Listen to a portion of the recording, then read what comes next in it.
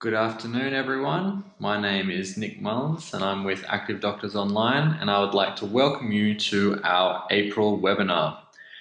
This month's webinar, we are going to be exploring the harmful addictive habit that is smoking. Today, we'll be discussing the dangers that are associated with smoking and nicotine addiction. We'll also be delving into whether or not vapes, which are also known as electronic cigarettes, are a safer alternative to traditional smoking. Most importantly, we'll be talking about the steps that a smoker can take to begin the road to kicking the harmful habit of smoking. Our expert speaker today will be Dr. Howard Zahowski, who has been the medical director of Active Doctors Online since 2010. As you can see, Dr. Zahowski has quite a background in the medical field. So welcome, Dr. Zahowski, and thank you for joining us today. So I'll pass it over to you. Thank you for that nice introduction, Nick. So today we're going to talk about smoking. So here you see an unfortunate person who happens to be a smoker coughing up her lung, as often happens when you are a person who is addicted to cigarettes and nicotine. First, I'm going to start by just giving some statistics about smoking.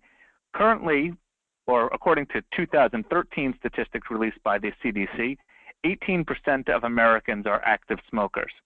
Now, the good news is that this is down. In 2009, that figure was 21%, and if you go back to 1974, 51% of all men and 41% of all women were smokers. So we have significantly cut the amount of smokers in the United States, but we can still do better. Smoking is an ugly habit that kills 480,000 people a year, and 20% of all deaths in the United States are felt to have at least smoking as at least a contributing factor. In addition, smoking is really bad for the country as a whole. Because of the money that we spend on health care from smokers and smoking-related illness, as well as the amount of decreased productivity due to time lost from work and productivity lost at work from smoking, it is believed that each pack of cigarettes is costing our society $18.05. Now, even with recent tax increases on cigarettes, each pack is only going for about $5, and only a few dollars of that are actually going to taxes. So every time someone buys a pack of cigarettes, they're costing our country as a whole about $10. Now, let's talk about some of the reasons why cigarettes are so bad for you. And let's go on to the next slide. So, one of the main reasons why cigarettes are so bad is because of all the chemicals that they contain. Each cigarette has over 4,000 chemicals built into it, 69 of which are known carcinogens. That's just actually in the cigarette smoke. These cigarettes themselves can have up to 3,000 more chemicals in their construction. Here you have some of the things that are built into the cigarettes and that can get into your lungs when you smoke. There's butane found in lighter fluid, toluene, which is an industrial solvent, ammonia, which they list as a toilet cleaner, methanol, which can be used as part of rocket fuel. Some of the more dangerous parts include carbon monoxide, which certainly can kill you if you get too much inhaled, methane, sewer gas, and even cadmium, which is used to make batteries. Most of these are things that you really do not want inside of your body. Let's go on to the next slide. So most people, when they start smoking, usually start smoking when they're younger. And although I just gave you a whole lot of chemicals that can get into your body and hurt you, most young people, when they start smoking, think of themselves as indestructible. So this slide is more addressed at the young people. One of the main problems with cigarettes is not just that they can shorten your life and give you health problems, but they can make you ugly. When young people hear that things will make them ugly, that will make them stop and give it a second thought before they start it.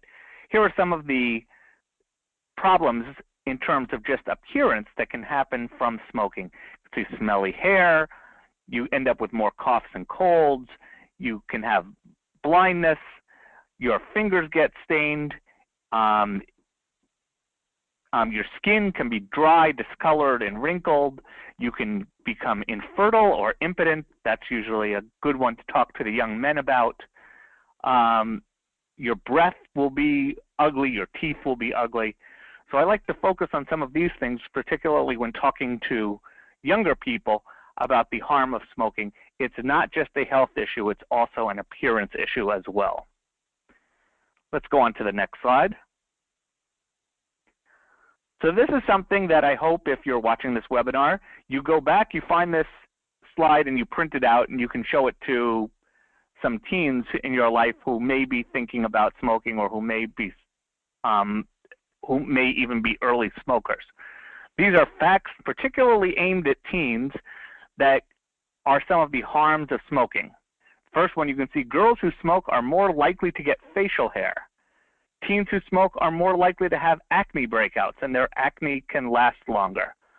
And if you look towards the middle, teen smokers are more likely to gain belly fat.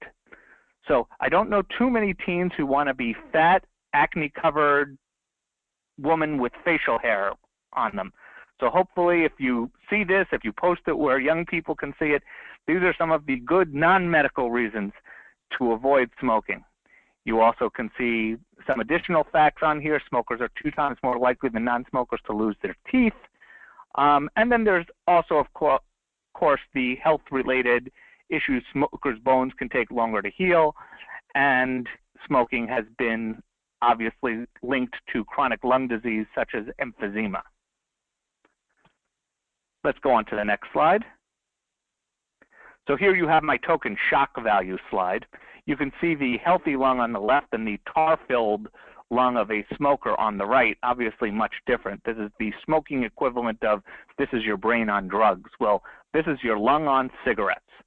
That's what happens. You get all of that inhaled cigarette smoke, all of those chemicals, particularly the tar, that builds up on your lungs, and obviously you're going to have a lot of trouble breathing using that lung on the right side of the screen. All right, on to the next slide. So there are a lot of ways in which cigarettes can kill you. As I said earlier on, this slide says 440,000 deaths. The CDC says 480,000 deaths a year can be attributed to smoking. Now, certainly respiratory diseases, lung problems account for a lot of those. On the yellow section of the ashtray slide, you can see that respiratory diseases account for 98,000 deaths a year related to smoking. But there are a lot of other medical issues that can be caused by smoking as well. Heart disease. There are actually more people who die each year of heart disease caused by cigarettes than there are of lung disease. That tar and those chemicals that you inhale, they don't just stay in the lungs. They get into the bloodstream and they build up on the inside of the blood vessels and cause clogging of the blood vessel, and that can lead to heart attacks and strokes. You can see cancers.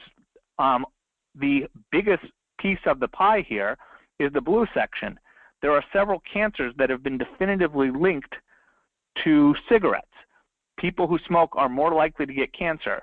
There are the direct causal ones, such as mouth cancer and tongue cancer, which are caused by direct exposure of these chemicals in your mouth. There's lung cancers, which are clearly caused by inhaling a lot of these chemicals into your lungs. But there are other cancers. The rate of breast cancer and colon cancer goes up among smokers, and close to 160,000 deaths of cancer a year are felt to be caused or increased by smoking. And then there are the ones that you wouldn't even think about. Almost 1,000 people a year are killed by house fires started by cigarettes, and up to 1,000 fetus and infant deaths before birth are felt to be caused by smoking as well. Women who smoke are much more likely to have miscarriages or problems with their pregnancy, resulting in the death of a fetus. Let's go on to the next slide. So you don't want to smoke cigarettes. That's too dangerous. I've just told you of all of these harmful chemicals in cigarettes. So let's go with the more healthy alternative. You can use vapes. Vapes or electronic cigarettes contain a liquid inside that is aerosolized and put into your lungs, and they don't have a lot of the chemicals that cigarettes do. So leads to the question, are these vapes safer? And the answer is yes, but mostly no.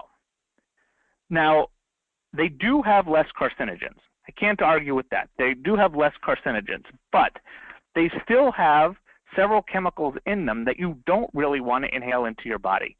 For instance, they've been found to have formaldehyde, which we use to embalm dead bodies. They've been found to have diethylene glycol, which is a major ingredient in antifreeze. And they even have some cancer-causing chemicals built in them as well, such as there's a chemical called nitrosamines, which have been found to be carcinogenic or cause cancer. These are not chemicals that you want to bring into your body if you don't have to. In addition, the biggest reason why I am opposed to vapes is that they still have nicotine. That's why they're electronic cigarettes or vapes. They still deliver nicotine into your body. And as we'll go through in a couple of slides, that's not a good thing. Now let's go on to the next slide. One of the biggest problems I have with vapes, and most doctors have with vapes, is the flavors. You may have seen that wide variety of flavors. There's blueberry, there's grape, there's strawberry. I even saw in researching this webinar a cotton candy flavored vape. Now, who do you think that they're targeting with that? Do you think the 50-year-old adult who's been a smoker their whole life wants the cotton candy vape? Or are you trying to get teens to use these, teens who would otherwise have not been smokers because, ooh, that smells delicious?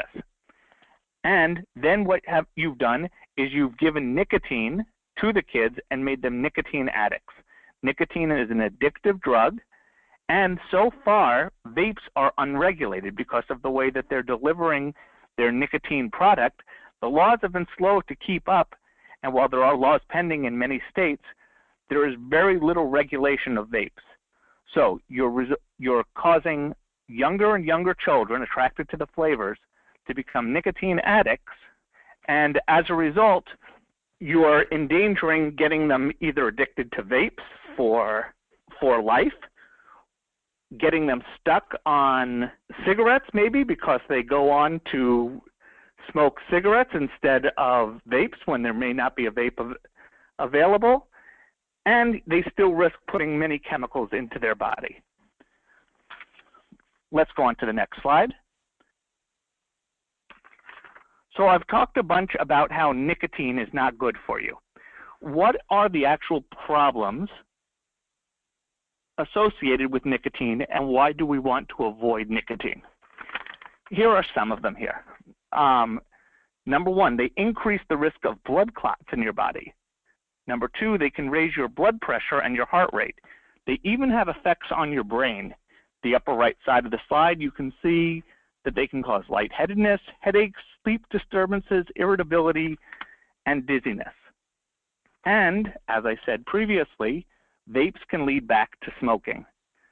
Because you are getting nicotine, your body gets used to the nicotine. Nicotine withdrawal is a very difficult habit to break, as we'll get into shortly. Because nicotine is a hard habit to break, you start to get hot flashes, you get increased anxiety when you try to stop smoking. So by using vapes or cigarettes, you are putting yourself at risk of many of these side effects, as well as many more side effects when you actually try to stop smoking or using vapes. So you're now a chronic vape user or a chronic cigarette user, and you realize that it's not a good idea after listening to the webinar or considering the acne and ugliness issues. You say, maybe it would be a good idea to try and stop. How are we going to stop? So on the next slide, I have the first option. Here we have a picture of some Nicorette gum. Nicorette gum has nicotine in it so that when you stop smoking or stop using vapes and you start to get those anxiety symptoms, nausea, headaches, you have something to help get you through that withdrawal process. The biggest problem with Nicorette gums is that it still contains nicotine. So you really aren't solving the problem. you're switching one addiction kind of for another.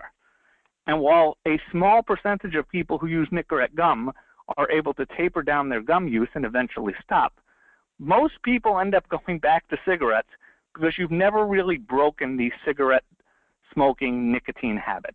So because of that, I'm usually loath to recommend Nicorette gum as a great way to get off either cigarettes or vapes. So what are our other options? We'll see on the next slide. So this is the most popular current stop smoking medication out there. It's called Chantix.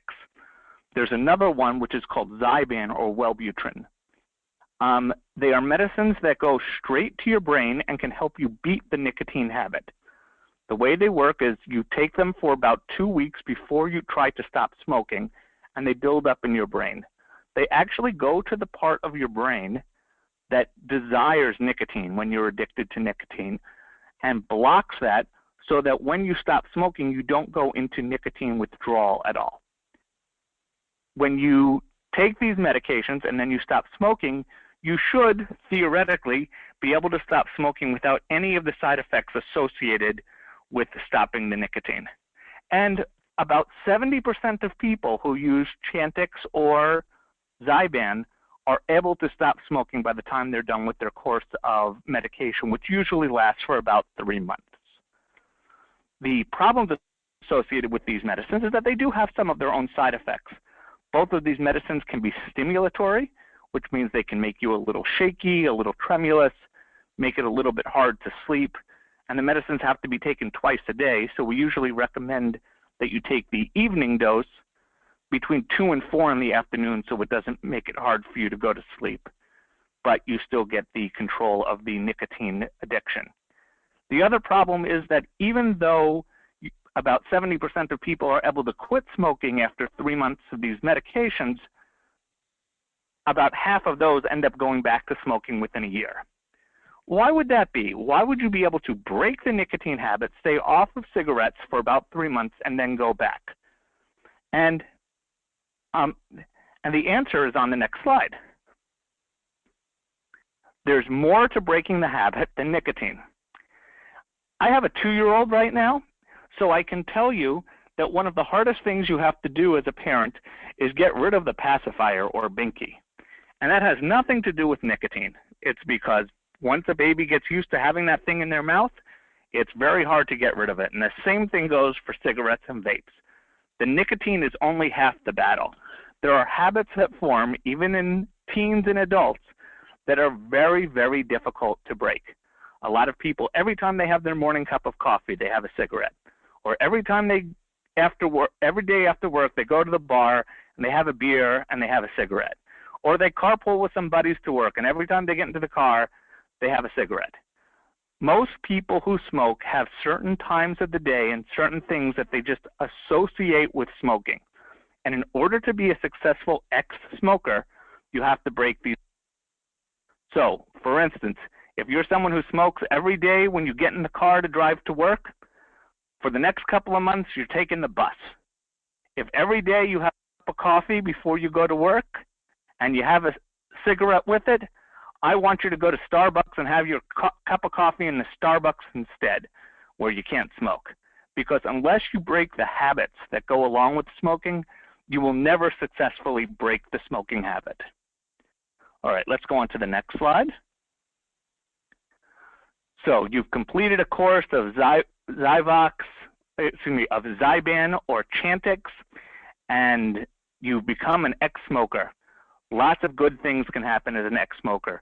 You'll smell better, you'll be more attractive, food will taste better, and both real and metaphorically, you will be able to breathe easier knowing that you are an ex-smoker. So on the next slide, I'm going to tell you what active doctors can do for you to help you if you are a smoker or someone in your life is a smoker. We have our revolutionary personal health records, which let you keep track of all of your own health information wherever you are. As part of our PHR, we include a health tracker. Using our health tracker, you can follow your breathing tests if you're a smoker. There's something called an FEV1, which is a measure of how well your lungs are working that you can keep track of as you smoke and then stop smoking to see how much better your lungs are working. You can keep track of your blood pressure, which can dramatically improve off of cigarettes.